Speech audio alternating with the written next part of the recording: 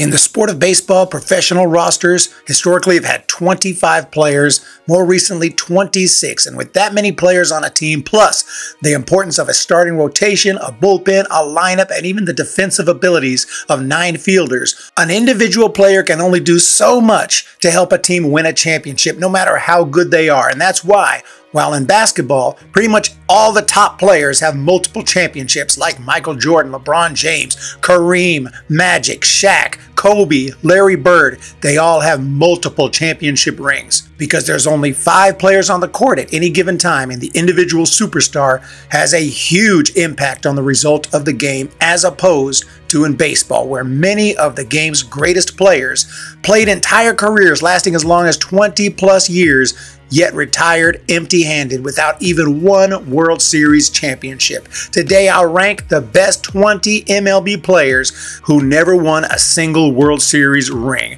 This video will focus only on retired players, but look forward to part 2 coming up next, which will rank the 20 best active players without a ring. But before we get into the main list, here's a few quick honorable mentions. Jeff Bagwell. He played for 15 years for the Houston Astros, winning a Rookie of the Year, MVP, Gold Glove, and never got a championship ring. He played for some excellent Astros teams, made the playoffs 6 times, but only got to the World Series once in 2005. But the White Sox were victorious over Houston. Craig Biggio. He was Bagwell's teammate that entire time, except he played even longer. 20 total years in Houston, made 7 All-Star teams, and won 4 Gold Gloves, but like Bagwell, never won it all, just making it to the World Series that one time in 2005. Both players were eventually elected to the Hall of Fame. Sam Crawford. The Hall of Famer Sam Crawford hit an astonishing and still MLB record 309 triples. He also had a .309 career batting average with 367 steals and 3 pennants with the Tigers, but each time they failed to win it all. Ralph Kiner. The 6-time All-Star and Hall of Famer Ralph Kiner led the league in homers for his first 6 seasons, but he played for the Pirates during one of their many terrible eras. Fergie Jenkins, the Hall of Fame former Cy Young Award winner, won 284 games in his career, but mostly played for the Cubs, who obviously never won a World Series during Jenkins' career. He also played for the Phillies, Rangers, and Red Sox, but none of those teams won it all while he was with them. Like Kiner, Jenkins never even made the postseason. Edgar Martinez. Edgar was with the Mariners during their 1995, 1997, and historic 2001 playoff seasons, but the Mariners fell short every time. Martinez hit well in the playoffs, smashing 8 career postseason bombs, but could never get the elusive ring. Lee Smith. Longtime Chicago Cub players might become a pattern in today's videos, and Lee Smith picked up 478 career saves, an MLB record for a number of years. He only made the playoffs twice, once with the Cubs in '84 and once with the Red Sox in '88. He did not pitch well in the playoffs and never made it to the World Series. Roy Halladay. After 10 seasons of missing the playoffs with the Blue Jays, the late great Roy "Doc" Halladay threw a no-hitter in his first postseason start for the 2010 Phillies, and it helped propel his team to the next round, but they fell short against the Giants. His Phillies were back in the postseason in 2011, but this time lost to St. Louis. He never made it back to the playoffs again, but the 2-time Cy Young Award winner was elected to the Hall of Fame in 2019, but sadly it happened after his tragic passing in a plane crash. George Sisler. Poor George Sisler was an amazing player and had a .340 career batting average, hitting over 400 twice, but he played most of his career with the dreadful St. Louis Browns, who never won a World Series championship. The Browns eventually moved to Baltimore and became the modern-day Orioles. Don Mattingly. I have to mention Mattingly, who somehow played his entire 14-year career with the New York Yankees, made 6 All-Star teams, and became one of the best players in baseball, yet somehow never got to the World Series. The Yankees won it all in 1978, the year before he was drafted, and then the team went into a rough era in the 1980s and early 90s. Mattingly's Yankees made the playoffs just once in 1995, his final season, and he hit .417, but they lost to the Mariners. The next year, the Yankees won the World Series. They literally won a World Series the year before he was drafted and the year after his final season. Man, that sucks! Now let's get on with the main list with the top 20. Number 20, Adrian Beltre. Recently inducted Hall of Famer Adrian Beltre played for 21 years in the big leagues for the Dodgers, Mariners, Red Sox, and Rangers, but never during a season in which one of those teams made it all the way. His first taste of the playoffs was in 2004, but the Dodgers lost in the NLDS. The closest the four-time All-Star got to a championship was in 2011, his first year with Texas. The Rangers repeated as American League champs and made it to the Fall Classic, but lost in 7 games to the Cardinals, despite Beltre hitting .300 with 2 home runs. His Rangers made the playoffs again in 2012, 2015, and 2016, but were eliminated every time before the World Series. Number 19, Mike Piazza. The longtime Dodger and Met catcher played for a couple great franchises, but never in the right season. He won a Rookie of the Year and made 6 straight All-Star teams with LA, but only made the playoffs twice, in 1995 and 1996, both times getting eliminated in the first round. In 1998, after a brief stint with the Marlins, he was traded to the Mets, a very strong team that took the 1999 Braves to the 6th game of the NLCS before getting eliminated. In 2000, they made it all the way to the World Series, where Piazza had some historic moments, such as this bizarre incident with Roger Clemens. But the Yankees ended up winning the series. Piazza had one last chance with the 2006 Padres, who made the playoffs, but were quickly swept by the Cardinals. Number 18, Carlton Fisk. Fisk had an extremely long and successful 24-year career with the Red Sox and White Sox, taking Lord only knows how much damage behind the plate as a catcher, but he never won a World Series title.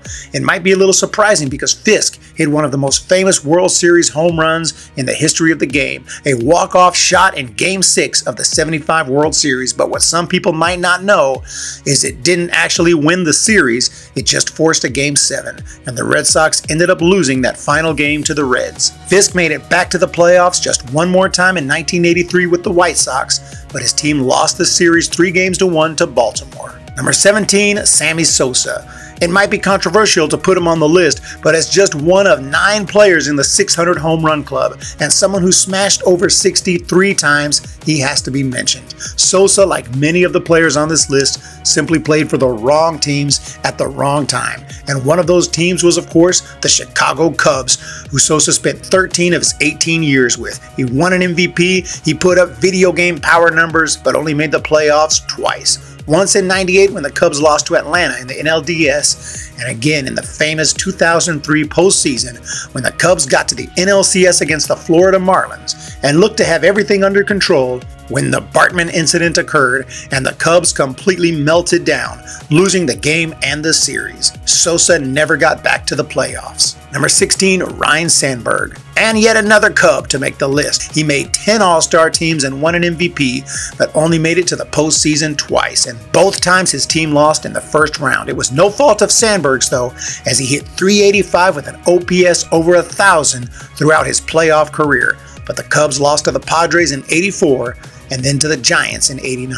Number 15, Robin Yount. Yount spent 20 years in the big leagues, all for the Milwaukee Brewers, who to this day have not won a World Series. So obviously Yount never got a ring, although he did win 2 MVPs and finished his career with 3,142 hits. The only time he played on a very good Brewers team was in the early '80s, and he had teammates like Raleigh Fingers, Paul Molitor, Pete Vukovich, Ted Simmons, and Cecil Cooper, and the Brew Crew made the playoffs in '81, but were eliminated by the Yankees in the ALCS. The next year, a determined Brewers club made it all the way to the World Series after leading the big leagues in wins. Yount hit .414 with a home run, but the Cardinals were victorious in a hard-fought 7-game series, and Yount never saw the postseason again. Number 14, Vladimir Guerrero Sr. Vlad Sr. was well known for his amazing ability to put the bat on the ball wherever it might be, even if it bounced first. He could simply rake, and he ended up with an MVP and 9 All-Star nods, playing for the Expos, Rangers, Angels, and Orioles. The Expos were great in 1994 when Vlad entered their minor league system, but by the time he made the big leagues, they were no longer a postseason threat. He was with the Expos in 2002 when the Angels won it all, and that's where Guerrero ended up a couple years later, in Anaheim, Unfortunately, even though they made the playoffs 5 times while Vladdy was there, the Angels never returned to the World Series. However, he did make it to the Fall Classic in 2010 with the Rangers, but they lost in 5 to the Giants. He ended up with the Orioles in 2011 and then retired. Number 13, Rod Carew. From his rookie season in 1967 all the way through 1984, Rod Carew made literally every single All-Star team. He was a Rookie of the Year, MVP, and led the league in hitting 7 times. However, he played for the Twins and Angels during a time when neither team won any titles. The Twins had some talent in the late 60s and made the playoffs in 69 and 70, but couldn't get past the Orioles. Then it was the Orioles again who stopped Carew's Angels from getting to the World Series in 1979. His last shot at a title was in '82 when the Angels faced the Brewers in the ALCS that I talked about earlier, featuring Robin Yount. That was the year the Brewers made it to the World Series, and it was by defeating Carew's Angels. Rod Carew never played in a World Series game. Number 12, Juan Marichal. If you were primarily a San Francisco Giant fan before 2010, championships were hard to come by. In fact, you'd have to go all the way back to 1954 when the Giants were still in New York, 6 years before Juan Marichal's debut. Marichal played from 1960 to 1975, 13 of the 15 years with the Giants, who reached the postseason twice during that time. In '62, the Giants won the pennant, but lost to the Yankees in the World Series. Marichal threw 4 scoreless innings in Game 4, leading the Giants to victory, but the Yankees ended up winning the series in 7. In the 1970s, the Giants made the playoffs just once in 1971 and lost in a best-of-5 to the Pirates. Marichal was excellent in Game 3, giving up just 1 run in 8 innings, but was outdueled by Bob Johnson. Those were Marichal's only 2 postseason appearances. Number 11, Nap Lajoie. One of the greatest hitters in the early years of professional baseball. Nap Lajoie hit .338 for his career. He led the league multiple times in batting average, on base percentage, slugging, RBIs, and doubles. Over 21 seasons, he played for the Phillies, A's, and Cleveland Broncos, who changed their name to the Cleveland Naps in honor of Lajoie while he was still on the team. That's how much of a legend he was. He hit for the Triple Crown one year, but none of his clubs were good enough to win the pennant, and Lajoie retired without a World Series appearance, much less a championship. Number 10, Willie McCovey, another Giants legend who started his career just a bit too late to take part in that 1954 championship in New York. It was Willie McCovey, who was still in the minors when the team moved to San Francisco. He made his debut in 1959 and was an instant force, winning the Rookie of the Year award. He ended up making 6 All-Star teams and won the MVP in 1969, but just like Marichal, the only 2 postseason appearances he made were in 1962 and 1971. In '62, he made the final out by hitting a rocket that was caught by Yankee second baseman Bobby Richardson. And in '71, he hit .429 with 2 bombs in the NLCS, but it wasn't enough to get past the Pirates. Number 9, Harmon Killebrew. He was a 13-time All-Star and MVP who smashed 573 homers and led the league in bombs 6 times, but Harmon Killebrew never played on a World Series championship team. He did get to the World Series in 1965 after the Twins won an MLB best 102 games, but then they ran into a man named Sandy Koufax, and the Dodgers beat the Twins in the World Series. Koufax threw 2 complete game shutouts and allowed just 3 hits in the final Game 7. Killebrew was also teammates with Rod Carew in 1969 and 1970, when the Twins could not defeat the Orioles in the ALCS. Number 8, Carl Yastrzemski. The Red Sox legend Carl Yastrzemski played for 24 seasons, won 7 Gold Gloves, 3 batting titles, a Triple Crown, and an MVP, but he alone could not get the Red Sox to break the curse of the Bambino. He did appear in 2 World Series with Boston,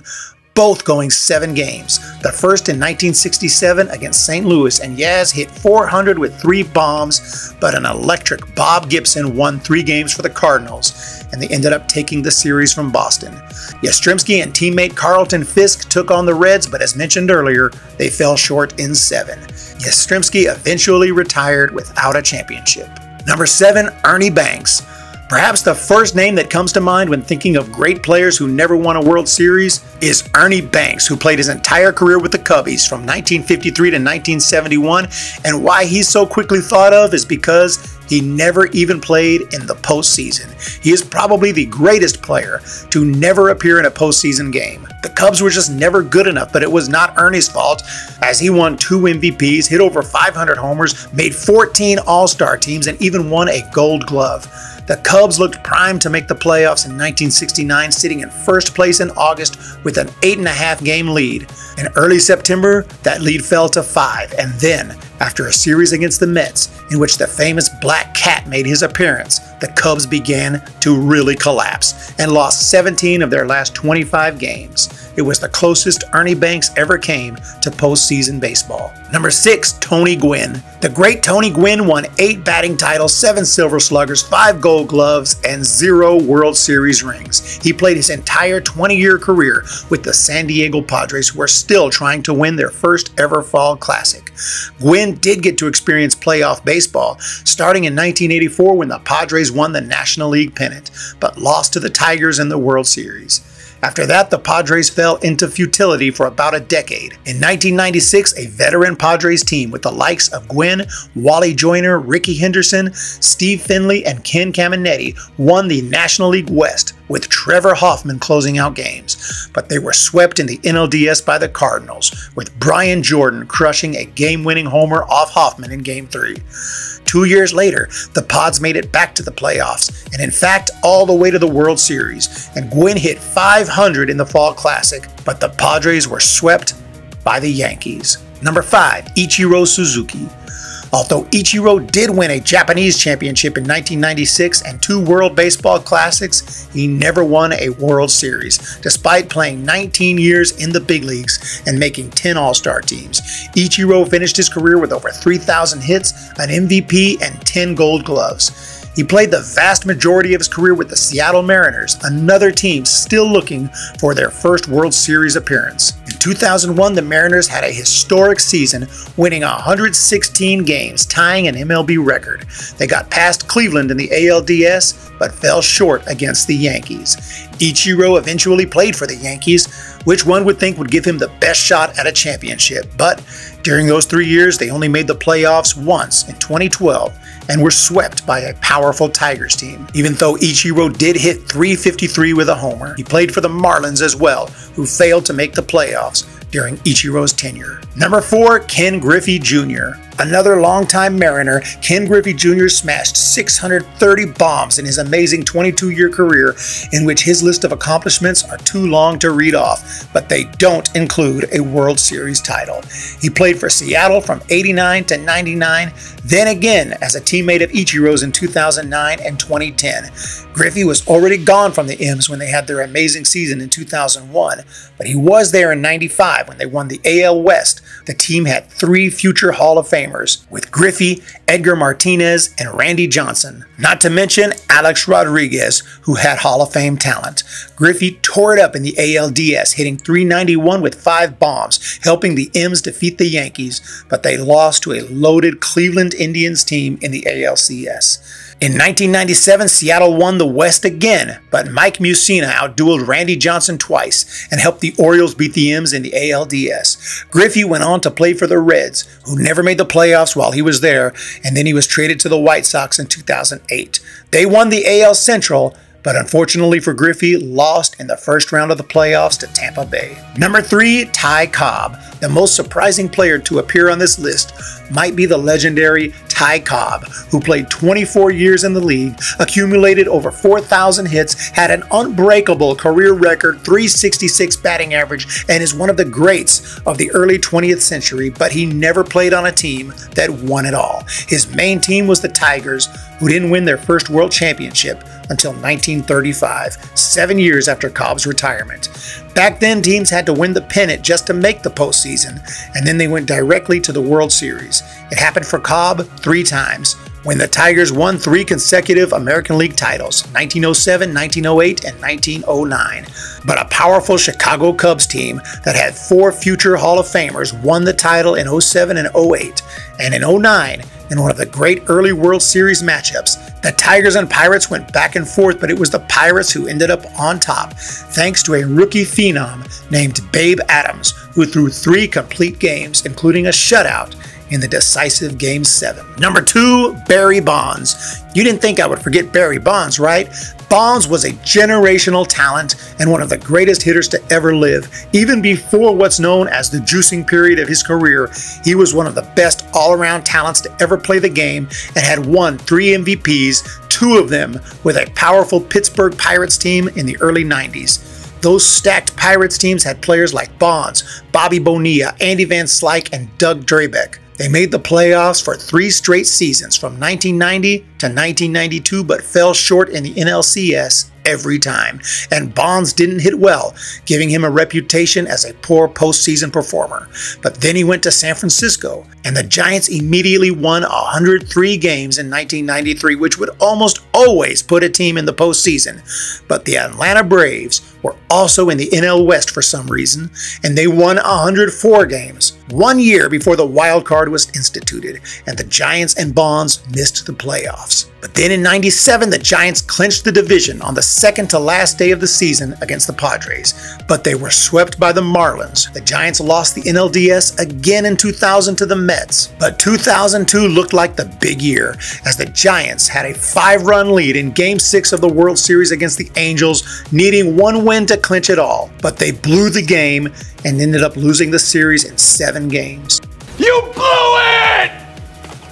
In 2003, they had yet another chance against the Marlins, but the series ended when JT Snow was cut down at the plate on a great throw by Jeff Conine and a nice catch and tag by Pudge Rodriguez. Barry Bonds never got back to the playoffs, but he wanted to continue his career in 2008 to complete his goal of winning a World Series, but no teams were interested. Was it collusion? Most fans seem to think so, as Bonds had just hit 28 home runs with an OPS over 1,000 and led the entire league with a .480 on-base percentage. Imagine a player going unsigned after that type of season today. Number 1, Ted Williams. At number 1, I had to go with the splendid splinter, Ted Williams, the last man to hit over 400 in a full season and perhaps the greatest hitter to ever live. He is a legend in Boston, and that's where he played his entire career that spanned 4 different decades. Most baseball fans are aware that the Red Sox went into a massive World Series drought after selling Babe Ruth to the Yankees. Williams' career was right in the middle of that drought, and sadly he never won a World Series, although he did appear in one, and it was in 1946. The Red Sox went 104-50 that season behind a stacked roster that included future Hall of Famer Bobby Doerr, 20-game winner Tex Houston, hitting machine Johnny Pesky, and the powerful 7-time All-Star Rudy York. They went up against Stan Musial and the Cardinals, who ended up winning in an incredible World Series that stretched out 7 games. Williams was injured but tried to play through it, hitting just .220 with no home runs. That would be the extent of his postseason career. Ted Williams himself proves that in baseball, no matter how great you are, there's no guarantee your team is going to win it all. And you don't have to be great in the postseason to be an all-time great. It is absolutely incredible that even the great Ted Williams played in just 7 postseason games and never won a World Series. And that'll do it for today's video. I appreciate everyone who made it to the end. Make sure to put more examples down in that comment section. I know some of you are already doing your fact checking, and I don't mind. It always makes for good conversations and arguments in the comment section. So have a wonderful day. Hit that subscribe button. I look forward to talking about more players in the next video, the best 20 active players to never win a World Series, coming soon, and when it's done, it'll be linked up above. But I might wait till after the 2024 World Series just to make sure I don't put someone on the list who's about to win it all. Y'all have a great day, and we'll talk to you in the next one.